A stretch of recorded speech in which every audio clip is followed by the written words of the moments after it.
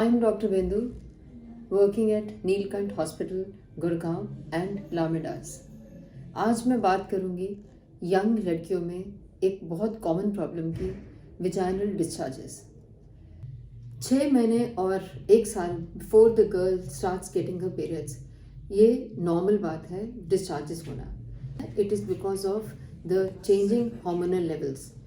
This discharge is very good, it keeps the vagina healthy. ये moisture करता है which helps to prevent and fight the infections.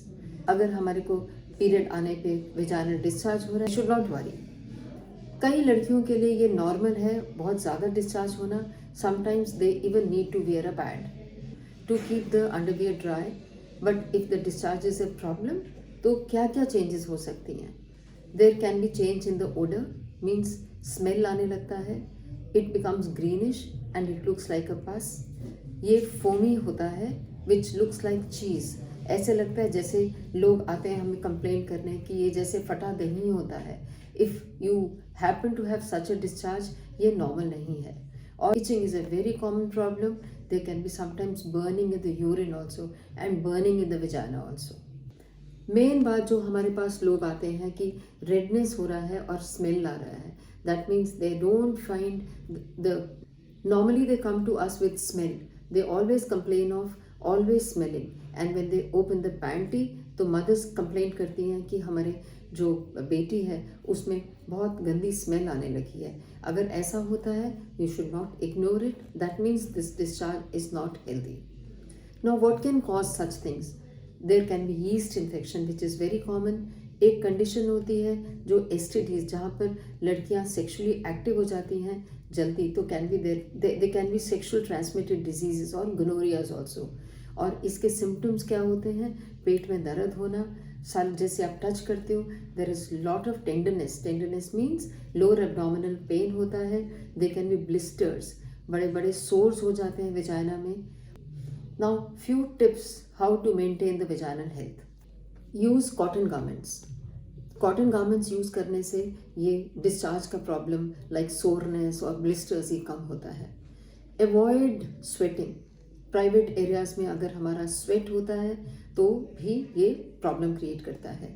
Avoid wearing tight clothes, you should wear light clothing. While shaving, keep the vagina clean and hygienic. Scented soaps नहीं use करना चाहिए। And always, जैसे मैंने बताया, keep the area dry. अगर आपको लगता है कि कहीं पर भी आप बहुत देर तक बैठे हैं और स्वेटिंग हो गया है, सो ट्राई टू वॉक, ताकि हमारा ये एरिया ड्राई रहे। Safer sex habits are very important if the girls are involve in to the sexual relations. Always clean from front to back to avoid urinary infections. Avoid contact with public toilets. And the best way to use the Western toilet is to use a squatting position. Try not to sit on the seats because ये बहुत लोगों ने use किया होता है, और किसको infection हो, you can always contact the infection from there. Hand wash after using the public toilets is very important.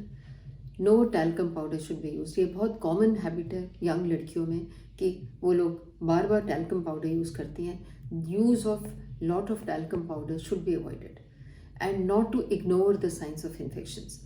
Shaving या waxing, they can always leave you susceptible to the infections, क्योंकि ये जो हेयर होते हैं ये हमारे को प्रोटेक्ट करते हैं from infections. So sometimes even shaving can cause irritations and microscopic छोटे छोटे टीयर्स हो सकते हैं स्किन में, और अगर वो अनअटेंडेड रहते हैं they are the very good source of infections.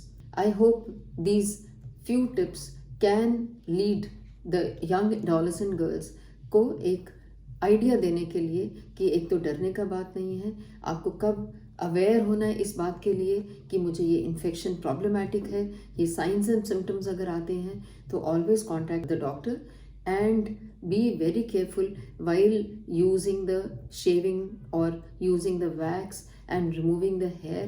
और ये कुछ tips अगर आप करेंगे तो you are a person who will not contract the vaginal infections। The most important is immunity increase करना।